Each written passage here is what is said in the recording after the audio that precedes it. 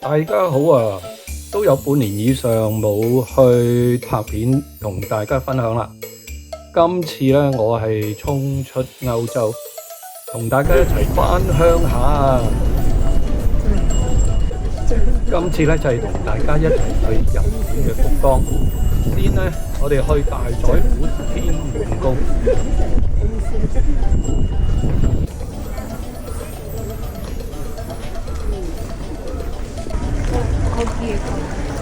大家穿過呢一個門廊嘅時候呢，就會見到呢，哇！前邊呢好多人，仲有呢就係哇天色非常之靚，一個華麗轉身之後呢，就會見到一個頭先入嚟嗰個嘅門廊呢，好似飛船咁樣。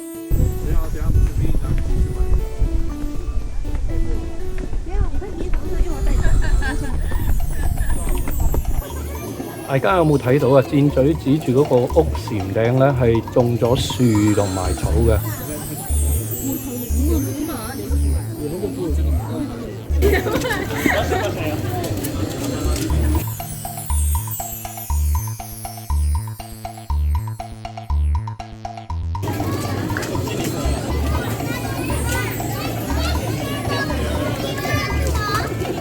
我哋去大宰府嗰日呢，天氣真係好熱，哇！前邊嗰啲嘅泉水呢，好清涼，個個都嚟呢度飲泉水啊，或者係洗下個面，真係好清涼。呢度呢，就係大宰府嘅購物大道啦。大家如果要買手信呢，離開大宰府之後呢，就記得入去逛下啦，一定俾你有機會揾到心愛嘅手信帶返香港嘅。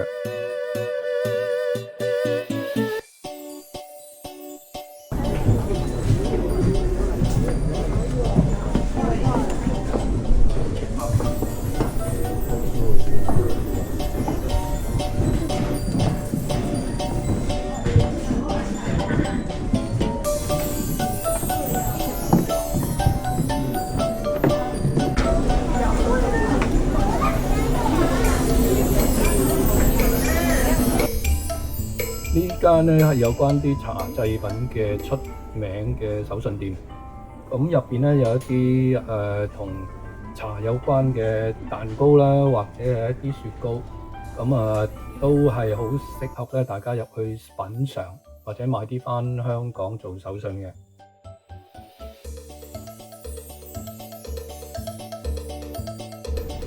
哇！去呢一個大宰府嗰日非常之熱啊！如果大家冇帶車咧，可以去呢間手信店咧，揀翻一把啱自己嘅日本雨遮喎。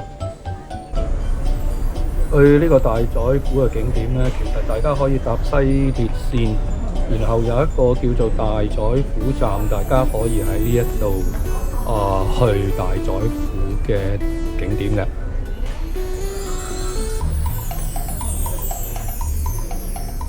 哇！呢一間咧強烈推薦嘅烤肉店，我哋前幾日就要去 book 定，我哋喺香港嘅時候已經係 book 定呢一間烤肉店。如果你唔去 book 咧，應該冇位嘅。咁入邊嗰啲和牛咧，真係入口即溶 perfect。要唔要湯？揾咗出嚟先。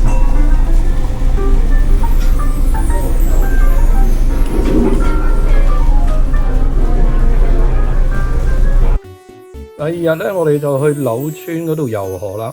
我哋先咧買一啲嘅套票啊，咁就包呢一個旅遊車入場票，同埋咧係坐船嘅一啲嘅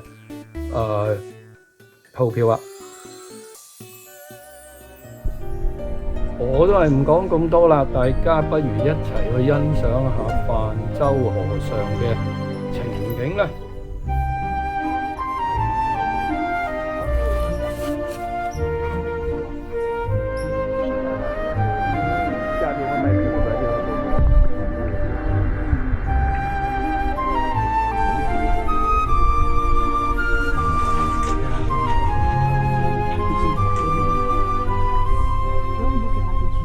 哇！遊完河之後咧就好肚餓啊！我哋即刻咧就去咗附近一間咧就係食呢個鰻魚飯啊！哇！啲鰻魚簡直係一流。哇！第3日嘅朝頭早啊，我哋又去遊河啦。唔係啊，今次係遊湖啊！我哋先去呢個大蠔公園，之後咧我哋就租咗呢隻天鵝嘅小艇。用我哋對腳係咁踩，咁你就會前進噶咯喎。啲微風吹埋嚟嘅時候咧，真係好舒服嘅。望住個湖，望住遠景，哇！你個心情咧都係好舒暢。大家嚟試下。除咗我中意拍嘢啊、影嘢之外咧，我就都有啲藝術細胞嘅，所以嚟到呢一個福岡市美術館咧，我梗係要去參觀一下啦。咁仲有喎，佢哋而家咧係展緊呢一個嘅古埃及嘅文物嘅，不過咧我就去佢嗰個現代藝術藏館嗰個部分去參觀。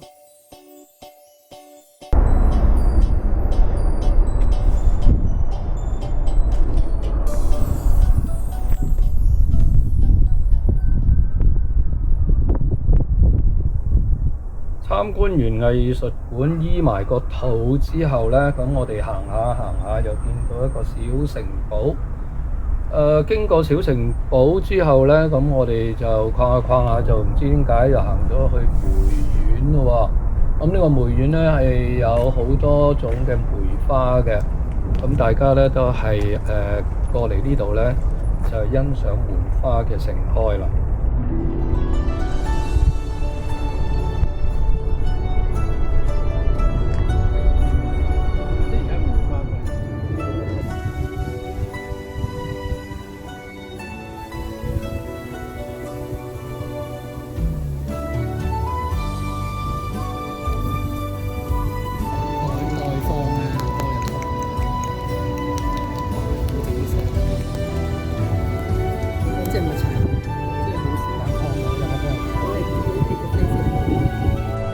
嚟日本咧，就除咗飲食之外咧，咁我哋一定會去逛下啲商店街嘅。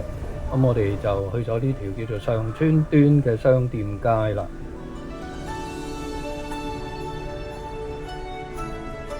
我哋去到呢條商店街嘅時候咧，就大約係下晝嘅3點零4點啦。啲人又未放工，遊客就冇乜，所以咧行起上嚟咧都係冇咩人嘅，都幾舒服嘅。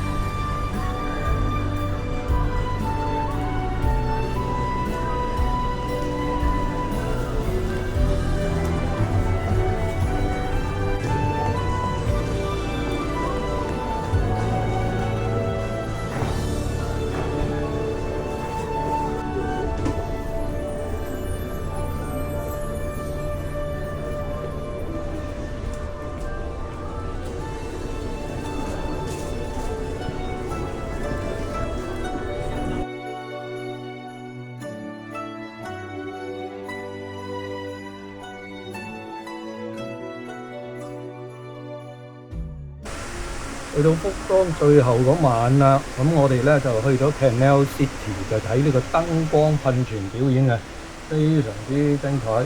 佢仲配合咗一啲嘅動畫啦，應該就係同高達有關嘅一啲嘅打鬥場面啊，非常之精彩啊！配合埋呢一個嘅噴泉啦、燈光啦，真係效果一流。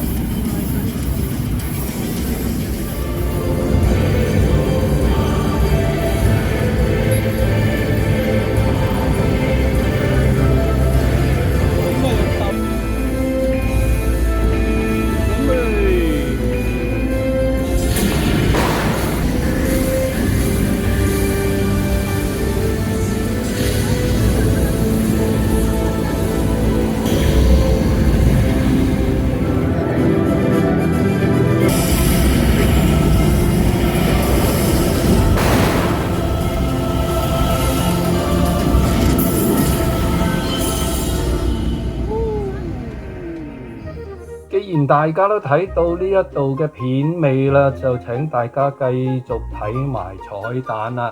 咁睇完之後呢，就大家記得係去 like 去 subscribe 同埋 comment 啦。